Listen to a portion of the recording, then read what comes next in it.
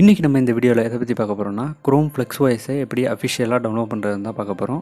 So வீடியோவை skip பண்ணாமல் கடைசி வரைக்கும் பாருங்கள். வாங்க வீடியோக்குள்ளே போகலாம்.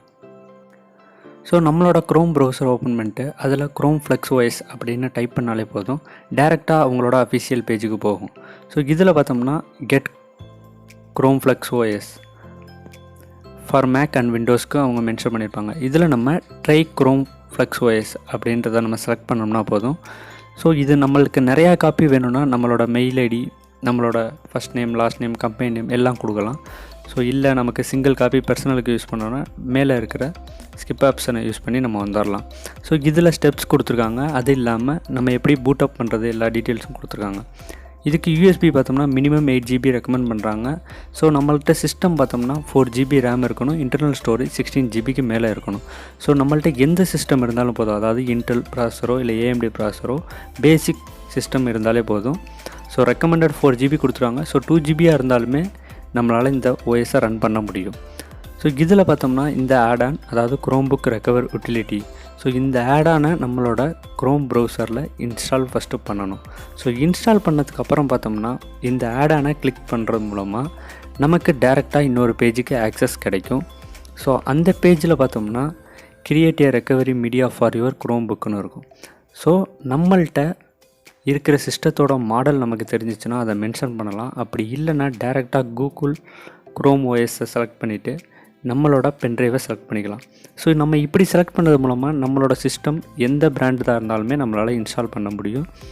ஸோ இது மினிமம் பார்த்தோம்னா இன்ஸ்டால் ஆகிறதுக்கு, அதாவது டவுன்லோட் ஆகி நம்மளோட பென்ட்ரைவில் புலாக க்ரியேட் ஆகிறதுக்கு பார்த்தோம்னா நியர்லி 30 மினிட்ஸ் கிட்ட ஆகும், நம்மளோட இன்டர்நெட் ஸ்பீடை பொறுத்தும்.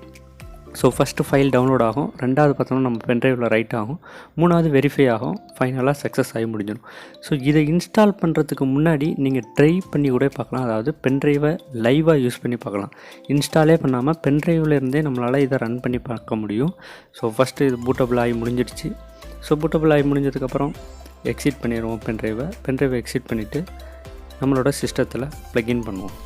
ஸோ சிஸ்டத்தில் ப்ளக்இன் பண்ணி பார்த்தோம்னா நமக்கு சாண்டிஸ்க், ஸோ ஃபஸ்ட்டு இருக்கிற மாடலே செலக்ட் பண்ணிடுறோம்.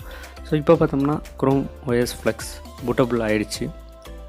ஸோ இது பார்த்தோம்னா ஆண்ட்ராய்டு பேஸ்டாக தான் இருக்கும், அதாவது இது லினக்ஸ் பேஸ்டு OS.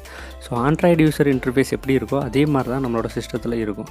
ஸோ இதில் ரேம் கன்சப்ஷன் ரொம்பவே கம்மியாக இருக்கும், பேட்ரி கன்சப்ஷனும் ரொம்பவே கம்மியாக இருக்கும். நம்மளால் எல்லா ப்ராசஸும் பண்ண முடியாது, அதாவது பேசிக்காக ப்ரௌசிங், அதுக்கப்புறம் எடிட்டிங், அதாவது பேசிக் எடிட்டிங் மீன்ஸ் வேர்ட், ப்ரெசன்டேஷன் இது மாதிரி க்ரியேட் பண்ணுறதுக்கு போர்ட்டபுளாக யூஸ் பண்ணுறதுக்கு ரொம்பவே நல்லாயிருக்கும். ஸோ இப்போ பார்த்தோம்னா OS பூட் ஆகிடுச்சு. ஸோ லாங்குவேஜ், அதுக்கப்புறம் ஆக்சசிபிலிட்டி கேட்குது. ஸோ அதுக்கப்புறம் பேசிக் டீட்டெயில்ஸ் எல்லாத்தையுமே ஸ்கிப் பண்ணி உள்ளே வந்தோம்னா நம்ம வைஃபை கனெக்ட் ஆகிரும். ஸோ இதில் ப்ரீ டிஃபால்ட்டாகவே நமக்கு டிரைவர் இருக்கும். இப்போ நம்ம பார்த்தோம்னா பென்ட்ரைவ்லேருந்து டேரெக்டாக ரன் பண்ணிக்கிட்டு இருக்கோம்.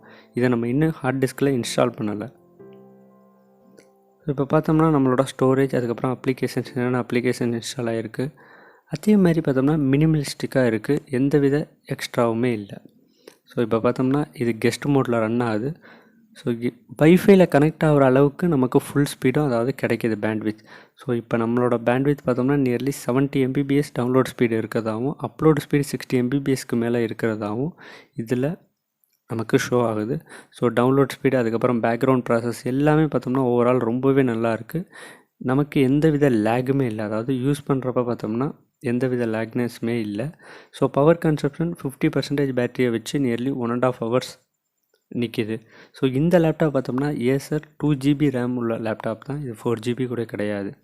ஸோ அப்படி இருக்கிறப்பயே இதிலே நல்லாவே பெர்ஃபார்ம் பண்ணுன்றப்ப 4 GB ரேம் இல்லை 4 GBக்கு மேலே இருக்கிற சிஸ்டத்தில் நம்ம ரன் பண்ணுறப்ப ரொம்பவே நல்லாயிருக்கும்.